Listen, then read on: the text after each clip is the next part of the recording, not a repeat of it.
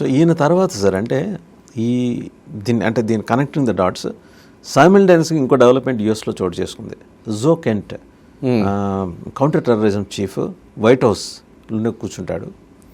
ఆయన మీరు ఇజ్రాయెల్ ట్రాప్లో పడిపోయి అక్కర్లేని యుద్ధం చేశారు, అంత అవసరం లేదు, ఇరాన్తో యుద్ధం చేస్తున్నది నెసెసిటీ లేదు, ఇరాన్ నుంచి మనకు అంత థ్రెట్ కూడా లేదు, మేము we are been advocating the same thing since a long time, but మీరు కన్వీనియంట్గా ఇగ్నోర్ చేశారని చెప్పి ప్రొటెస్ట్ చేస్తూ రెసిగ్నేషన్ ఇచ్చాడు. జో కెంట్ చాలా నమ్మకస్తుడు ఈయనకి, అత్యంత విధేయుడు కూడా.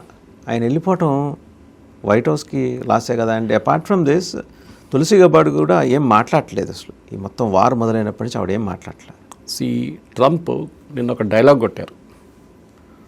ఫస్ట్ మనకు తెలిసింది, స్టార్మర్కి ఫోన్ చేసి అడిగారు షిప్పులు పంపిస్తారంటే పంపిన నాకు ఇప్పుడు లేవు షిప్పులు. యాక్చువల్లీ కరెక్ట్ అది, వాళ్ళ షిప్ లేకుండే. తర్వాత ఏదో ఒకటి పంపించారు. ఇప్పుడు పంపించినప్పుడు అన్నారు మాకు అక్కర్లేదు, మేము గెలిచేసాము ఆల్రెడీ, అయిపోయింది యుద్ధం, ఇప్పుడు ఎందుకు పంపిస్తున్నారు, కానీ మిమ్మల్ని నేను గుర్తుపెట్టుకుంటా అన్నారు. నేను ఎప్పుడు సహాయం కావాలి అప్పుడు చేయలేదు, మీరు డీగో గార్షియా నాకు ఇవ్వలేదు, నేను చూసుకుంటా మిమ్మల్ని అన్నారు. 2 రోజులు కాగానే ఇమ్మీడియట్గా అడుగుతున్నారు, ఇంకా రండి ప్లీజ్ హెల్ప్ మీ అంటున్నారు. ఎవరిని అడుగుతున్నారు హెల్ప్కి? చైనాని. చైనాకి ఏం పోయిందంట, వాడికి ఏంటి అవసరం?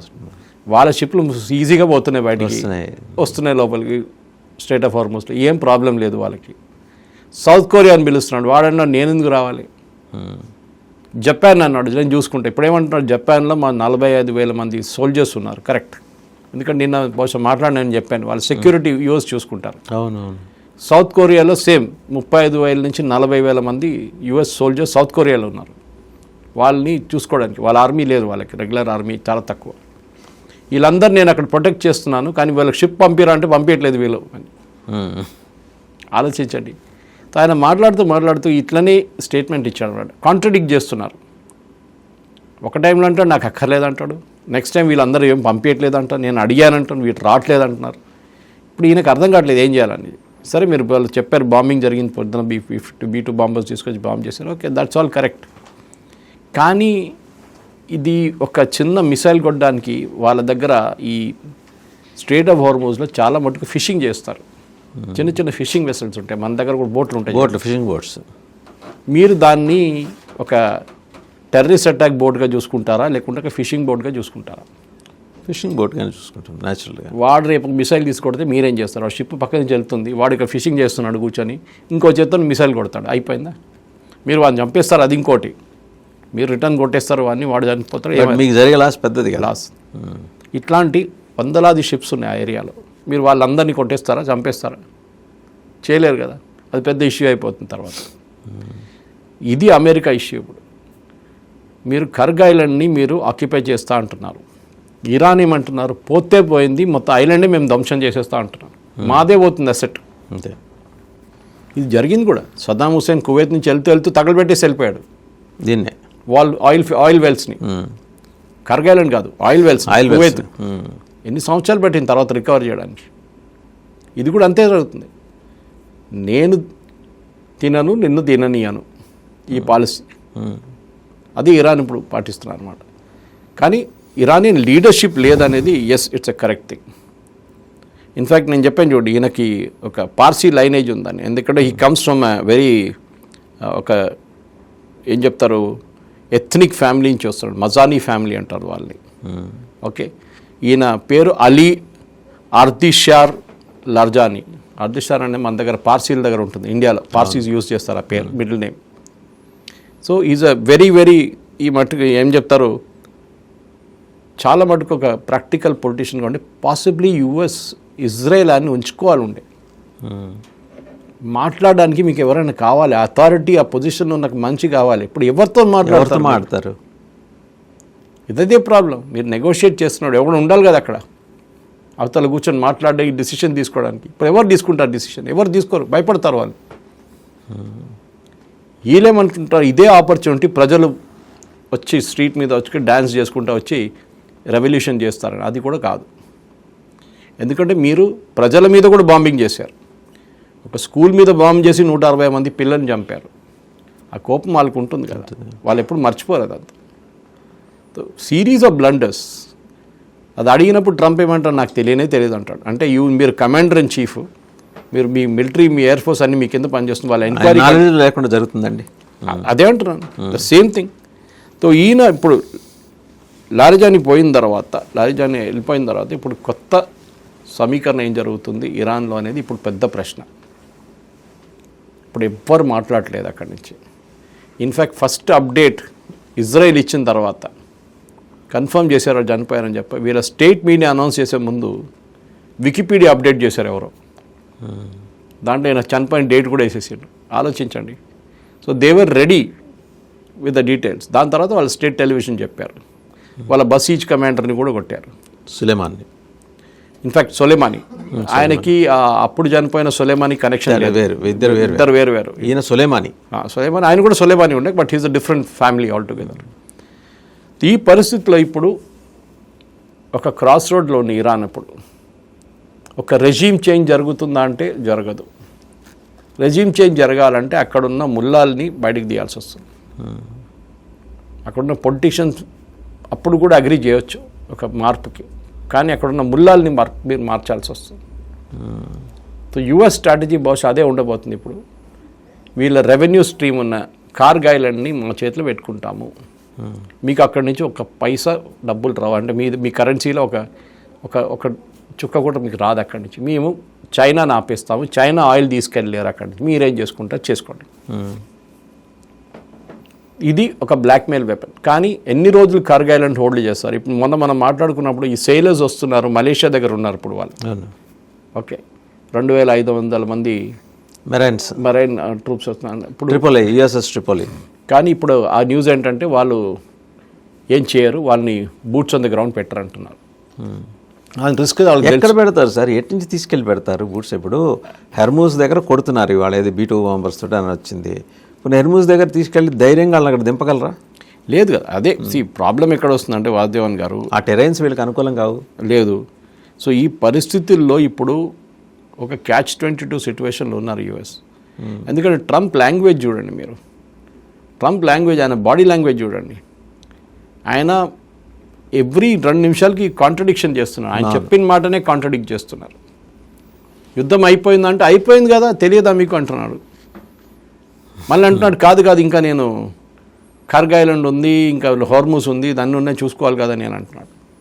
మీకు సహాయం కావాలంటే సహాయం ఏం అక్కర్లేదు, మళ్ళీ అంటాడు సహాయం కావాలి నాకు అంటున్నాడు. మైండ్ స్వీపర్స్ లేవు అక్కడ. ఏం చేసుకుంటారు? ఎక్కడి నుంచి తెచ్చుకుంటారు మైండ్ స్వీపర్స్? ఇప్పుడు ఎవరి దగ్గర ఉన్నాయి సార్ మైండ్ స్వీపర్? ఎవరి దగ్గర లేదు ఇప్పుడు. చాలా తక్కువ దేశం, ఎందుకంటే టెక్నాలజీ మారిపోయింది. మైండ్ టెక్నాలజీ అనేది సెకండ్ వరల్డ్ వార్ నుంచి వచ్చిన టెక్నాలజీ. అది ఇరాన్ దగ్గర ఉన్నది సెకండ్ వరల్డ్ వార్ టెక్నాలజీ ఉన్న మైండ్స్. ఒకటి కాంటాక్ట్ మైండ్స్ ఉంటుంది, మ్యాగ్నెటిక్ మైండ్స్ ఉంటుంది. అది వచ్చి షిప్ని ఇట్లా అతుక్కుంటుంది, మళ్ళీ అది బ్లాస్ట్ అవుతుంది. ఇంకోటి ఫ్లోటింగ్ మైండ్స్ ఉంటుంది, దాన్ని వెళ్తూ కొడుతుంది షిప్ తెలియకుండా, మళ్ళీ అది బ్లాస్ట్ అవుతుంది. కొన్ని ఇన్డెప్త్ మైండ్స్ ఉంటుంది, అది కింద నుంచి ప్రెషర్, ఈ షిప్ ప్రెషర్ వచ్చి నీళ్ళ ప్రెషర్ రాగానే అది ఎక్స్ప్లోడ్ అయ్యి పైకి వచ్చి ఎక్స్ప్లోడ్ అయ్యేది. ఇది తీయాలంటే మీ దగ్గర పాత టెక్నాలజీ, ఆ పాత షిప్లన్నీ తీసేశారు. మొన్న కూడా యుఎస్ డీకమిషన్ చేశారు, బ్రిటన్ డీకమిషన్ చేశారు. ఎందుకంటే కొత్తగా టెక్నాలజీ వచ్చింది. ఇప్పుడున్న మైండ్స్ అట్లాంటి మైండ్స్ కావు. ఇప్పుడు ఏమైపోయిందంటే పాత టెక్నాలజీ తీయడానికి తీసుకురావాలి, ఇక పాత మైండ్స్ ఏమన్నా మైండ్ స్వీపర్ తీసుకురావాలి. మైండ్ స్వీపర్ అనే కాన్సెప్టే పోయింది. ఇప్పుడు మన దగ్గర కూడా లేదు, మన నేవీలో మైండ్ స్వీపర్స్ లేవు మన దగ్గర. మనకు ఆర్టికల్ వచ్చింది వైర్లో ఎక్కడో, ఇండియా దగ్గర మైండ్ స్వీపర్ లేవు, మన ఎయిర్క్రాఫ్ట్ క్యారియర్ తయారు చేసుకున్నాం, ఏంటి ఇది అని చెప్పేసి. అప్పుడు నేను కూడా అనుకున్నాను, ఇదేంట్రా మనం కూడా మైండ్ స్వీపర్లు పెట్టుకోవాలి కదా, రేపు మనకేదైనా ఇష్యూ వస్తే పాకిస్తాన్ మైండ్స్ వేస్తే ఏం చేస్తారు. కానీ తర్వాత ఇప్పుడు ఈ టాపిక్ వచ్చినప్పుడు నాకు తెలిసిపోయింది టెక్నాలజీ మారిపోయింది మొత్తం. యుఎస్ దగ్గర రెండు షిప్స్ ఉన్నాయి, చిన్న షిప్స్ ఉన్నాయి దీనికోసం మైండ్స్, కానీ ఈ మైండ్స్ హ్యాండిల్ చేయలేరు వాళ్ళు అవి. So you are ruled out that. కానీ మైండ్స్ ఇప్పుడు కూడా వేయలేదు. వాసుదేవన్ గారు మీరు ఆలోచించండి, మైండ్స్ ఉంటే ఈ చైనీస్ షిప్స్ తిరుగుతారా అక్కడికి ఇక్కడికి? ఎందుకు తిరుగుతారు? మన షిప్పులు పోతున్నా, మన షిప్పులు కూడా తిరుగుతున్నాయి కదా. 2 షిప్పులు భారత్ మూడు వచ్చేసినాయి ఇప్పుడు దాకా, మన షిప్పులు కూడా రావు. అంటే మైండ్స్ ఇంకా వేయలేదు వాళ్ళు, టైం ఎక్కువ పట్టదు వేయడానికి. యూఎస్ ఏమంటున్నారు, మేము మొత్తం షిప్లన్నీ డిస్ట్రాయ్ చేసేసాం, వాళ్ళ 150 షిప్లు ఉండే దాంట్లో 80 మేము ఫినిష్ చేసేసాం, ఇంకా మైండ్ స్వీపర్స్ని కూడా ఫినిష్. మీరు మైండ్స్ వేయడానికి మైండ్ స్వీపర్ అక్కర్లేదు, ఇప్పుడే మీకు ఎక్స్ప్లెయిన్ చేశాను. చిన్న ఫిషింగ్ బోట్ తీసుకొచ్చి వెళ్తూ కింద పడేసి వెళ్ళిపోవచ్చు, నీళ్ళల్లో పడేసి వెళ్ళిపోవచ్చు, పెద్ద పని కాదు. సో మీరు టెక్నాలజీని మిస్రీడ్ చేస్తున్నారు ప్రెసిడెంట్ ట్రంప్. ఆయనకు అర్థం కావట్లేదు ఆయన ఏమనుకున్నాడు, మైట్ ఈజ్ రైట్ అంటారు ఇంగ్లీష్లో. అంటే నా దగ్గర ఇంత పెద్ద ఎయిర్క్రాఫ్ట్ క్యారియర్లు, 2 ఎయిర్క్రాఫ్ట్ క్యారియర్, 3వది ఇప్పుడు వస్తుంది, ఇంతమంది బ్యాటిల్ గ్రూప్ ఉన్నారు, దాంతో నేను వీళ్ళని అందరినీ ధ్వంసం చేసేస్తాను. కానీ మీరు అసిమెట్రిక్ వార్లో ఉన్నారు. Straight of Hormuz front door ఇక్కడ ఉంది, బ్యాక్ డోర్ అక్కడ యాన్బూలో ఉంది, ఇంకొక పోర్ట్ ఉంది సౌదీ అరేబియాకి అక్కడ ఉంది.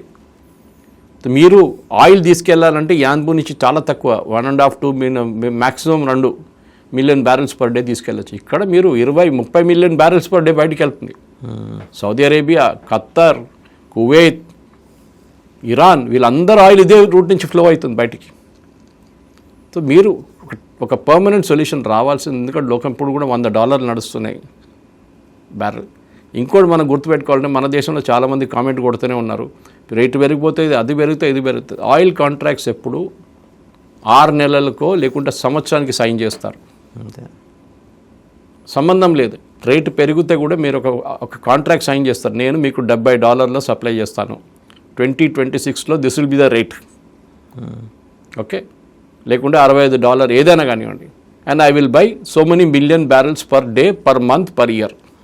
లెక్క ఉంటుంది. ఎంత ఎక్కువ తీసుకుంటారో వాడికి కొంచెం తక్కువ రేట్ అట్లా నడుస్తుంది బిజినెస్. ఇప్పుడు మన రేట్కి, ఇప్పుడున్న రేట్కి నువ్వు $100 వెళ్తే కూడా మనకు సంబంధం లేదు. Because we have signed. And Saudi Arabia ఎప్పుడు లాంగ్ టర్మ్ అగ్రిమెంట్ సైన్ చేస్తారు, షార్ట్ టర్మ్ అగ్రిమెంట్ సైన్ చేయరు. ఎందుకంటే వాళ్ళ ప్రొడక్షన్ ప్లాన్ చేయాల్సి వస్తుంది. ప్రొడక్షన్ ప్లాన్ చేయాలి, ఈ నెలలో మనం ఎంత డిగ్ చేయాలి, ఎన్ని ఆయిల్ ప్రొడ్యూస్ చేయాలి. వీళ్ళు చూడండి కాంట్రాక్ట్ చూడండి, భారతదేశం నుంచి ఇంత, చైనా నుంచి ఇంత. మేజర్ కస్టమర్స్ మనమే కదా, China and India are the biggest customers. దాని తర్వాత చిన్న చిన్న ప్లేయర్స్ ఉన్నారు అందరూ, ఇండోనేషియా, మలేషియా, అంత క్వాంటిటీ ఎక్కర్లేదు వాళ్ళు.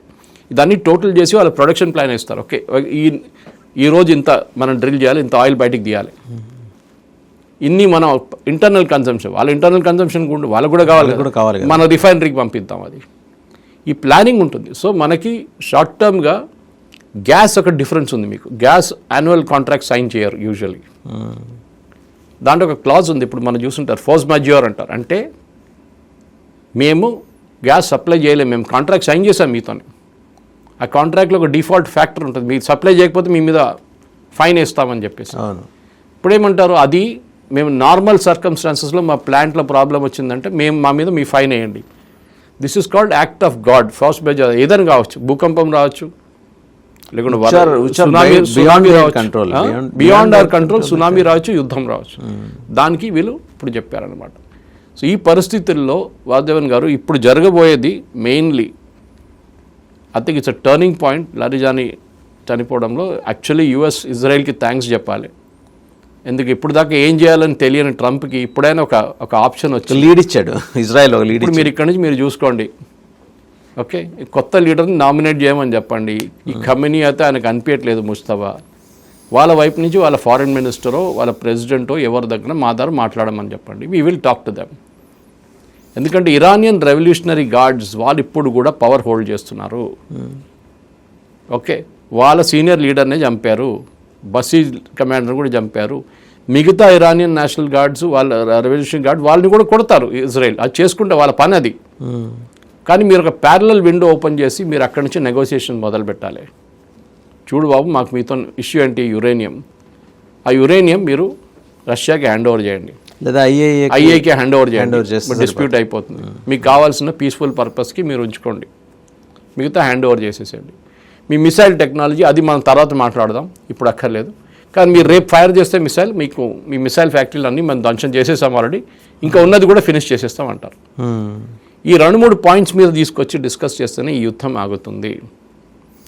బట్ అన్నీ బాగానే ఉంది సార్. పిల్లి మెడలో ఎవరు గంట కడతారు? ఇక్కడ ఎవరితో మాట్లాడాలి? ఇప్పుడు అసలు లీడర్ చచ్చిపోయాడు కదా, అదే ఉన్నారు, వాళ్ళ ప్రెసిడెంట్ ఉన్నారు కదా.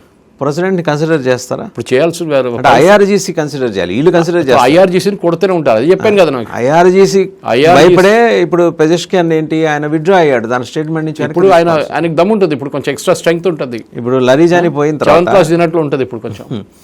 ఎందుకంటే ఇప్పుడు వీళ్ళు కంటిన్యూస్గా చూడండి, ఆయన వాళ్ళ ప్రెసిడెంట్ని చంపలేదు, వాళ్ళ ఫారిన్ మినిస్టర్ని కొట్టలేదు. ఎందుకంటే ఇజ్రాయెల్కి తెలుసు ఎవరితోనైనా రేపు మాట్లాడాలంటే యూఎస్ వాళ్ళు ఉంచుకోవాలి, ఎవరైనా చైర్లో ఒకటి ఉండాలి కదా.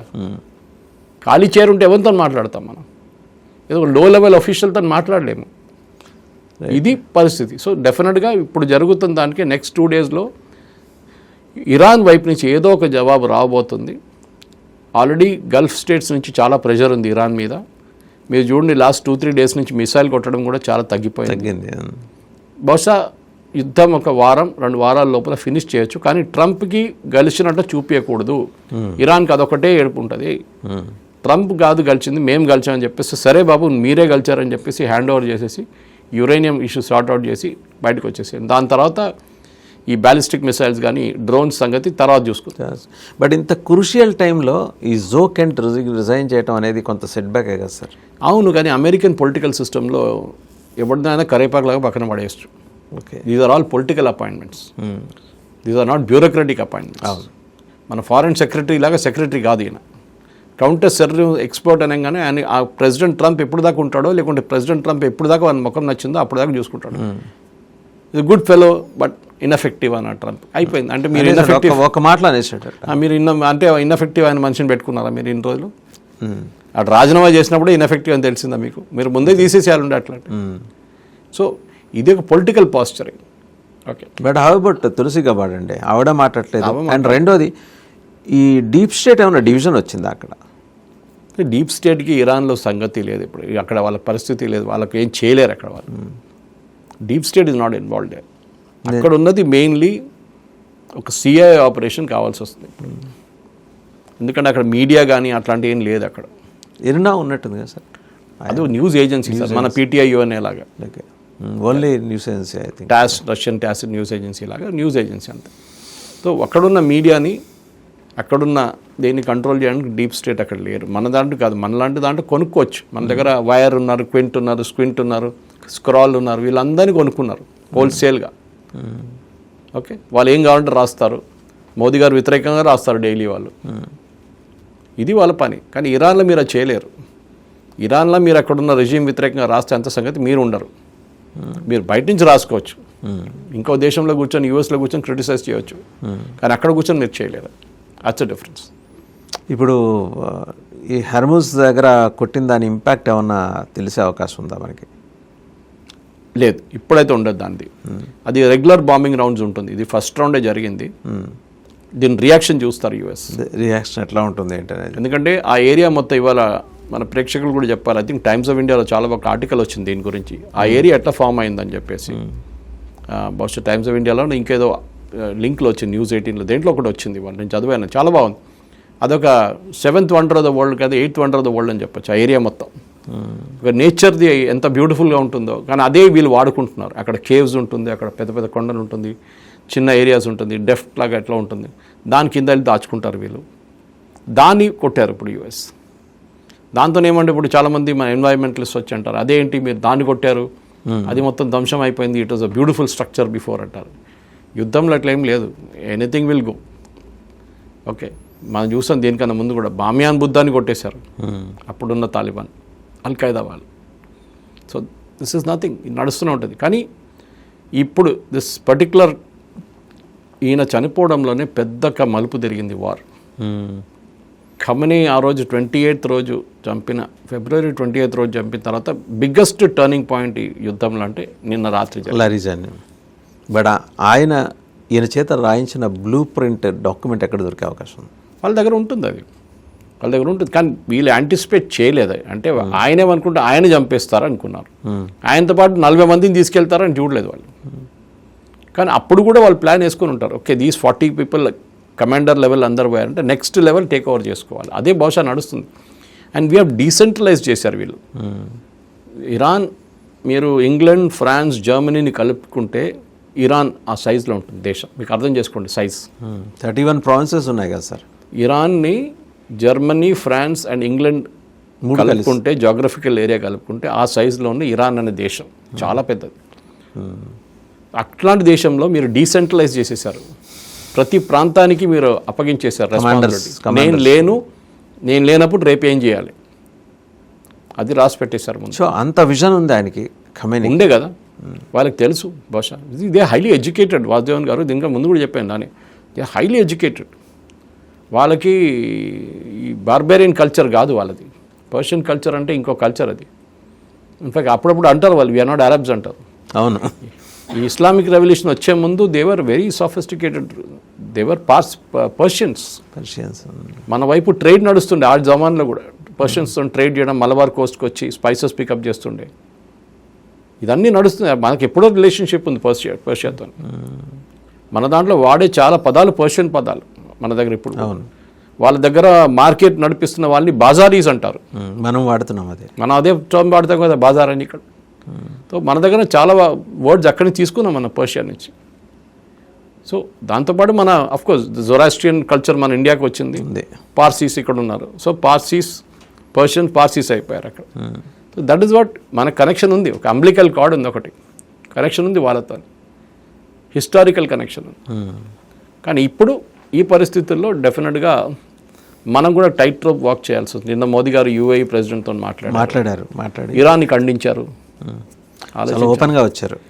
ఎందుకు ఖండించకపోతే మళ్ళీ అడుగుతారు, మళ్ళీ ఏంది మీరు చెప్పలేదు ఇరాన్ గురించి అంటారు. మళ్ళీ ఇరాన్ దగ్గర వెళ్ళి మా 2 షిప్లు ఉన్నాయి దాన్ని పంపించేమంటారు. నిన్న కూడా ఒక న్యూస్ పెట్టిండు, ఇరాన్ది మనం 6 ట్యాంకర్లు పట్టుకున్నాం, వాళ్ళు రిటర్న్ అడిగారు అని చెప్పి మన తెలుగు మీడియాలో లొల్లి చేశారు నిన్న రాత్రి. ఇండియన్ గవర్నమెంట్ క్లారిఫైడ్, దాంట్లో ఒక్క షిప్ కూడా మనం పట్టుకున్న షిప్లో ఒక్కటి కూడా ఇరానియన్ ఆయిల్ కాదు, ఇరాన్కి సంబంధం లేదు. ఆయిల్ ఎవరిదైనా ఉండొచ్చు, ఆయిల్ ఇరాన్ నుంచి తీసుకొచ్చిన ఆయిలే అది, కానీ దానికి గోస్ట్ షిప్స్ అంటారు, దానికి ఫ్లాగ్లు ఉండవు, ట్రాన్స్పాండర్ ఆఫ్ చేసి ఉంటుంది. వీళ్ళేం చేస్తారు, దాన్ని పట్టుకున్నారు మన ఇండియన్ నేవీ, పట్టుకొని మన వైపు గుంజి తీసుకొచ్చి పెట్టుకున్నారు. కావాలంటే అది రేపు మనం ఎంటీ చేసుకోవచ్చు. ఎవరిదో తెలియదు, ఓనర్ లేడు, ఏం లేడు, క్యాప్టెన్ ఉంది, సీఫేరర్స్ ఉన్నారు, అంతే. We can download it. Captain and వాళ్ళు ఉన్నారు, టెక్నికల్ స్టాఫ్ అందరు ఉంటారు, కానీ ఫ్లాగ్ లేదు, ఏం లేదు, ట్రాన్స్పాండర్ ఆఫ్ ఉంది. మీరు ఎక్కడి నుంచి వచ్చారంటే వాళ్ళు చెప్పారు. సో దాన్ని ఆయిల్ ఎక్కడి నుంచి తెచ్చుకున్నా అది కూడా చెప్పారు. సో దాన్ని టుమారో ఇట్స్ సీజ్ ప్రాపర్టీ. ఇప్పుడు ఇరాన్ అంటారు అది మాదే ఆయిల్ ఉండే, కావాలంటే మీరు తీసుకోండి, మాకు డబ్బులు ఇచ్చేసండి, అయిపోతుంది, మ్యాటర్ ఫినిష్. బహుశా వాళ్ళదే అంటే కనుక ఖచ్చితంగా ఇవాళ కాబట్టి రేపని చెప్తారు అది. సో మన రష్యన్ ఆయిల్ కూడా అంతే కదా, మనం మాట్లాడాం దీనికన్నా ముందు కూడా, రష్యన్ ఆయిల్ కూడా సీ నడిమిట్లో పెట్టుకుంటారు. 60-70 షిప్లు తిరుగుతున్నాయి రష్యన్ ఆయిల్తో. ఇప్పుడు అందరు కొనుక్కున్నారు, అది ఇప్పుడు ఖాళీ అయిపోయినది అదండి, మళ్ళీ ఆడు ఫిల్ చేసుకుని మళ్ళీ వస్తాడు మళ్ళీ. ఓకే, ఇది నడుస్తుంది అనమాట. సో మన దగ్గర ఈ యుద్ధం ఇంపాక్ట్ అయిందంటే అయింది, మనకు అందరు తెలిసిందే. కానీ ఇది ఎక్కడ ఆగుతుంది అనేది నిన్నదాకా ఒక క్లూ లేకుండే, కానీ లారిజాని హత్యతోని, అసాసినేషన్తోని ఒక రూట్ క్లియర్ అయిపోయింది. బహుశా ఇదొక పెద్ద ఇండికేషన్ ఉండొచ్చు, ఇదే జరగచ్చు. బహుశా ఇంకా 2-3 రోజుల్లో దీనికి ఏదో ఒక పరిహారం, మీనింగ్ఫుల్ సొల్యూషన్ అనుకోవచ్చా? విన్ అనాలి మనం, అంతే. ఎవరు ఓడిపోలేదు, ఎవరు గెలిచారు, ఎవరు గెలవలేదు, అయిపోయింది. ఓకే, సద్దాం హుసేన్ ఇరాన్ నుంచి ఎట్లా బయటకు వెళ్ళిండో, సద్దాం హుసేన్ కువైట్ నుంచి ఎట్లా బయటకు వచ్చి, ఇది సేమ్ స్టోరీ అన్నమాట, అంతే. రైట్, థ్యాంక్ యూ సురేష్ గారు, థ్యాంక్ యూ వెరీ మచ్.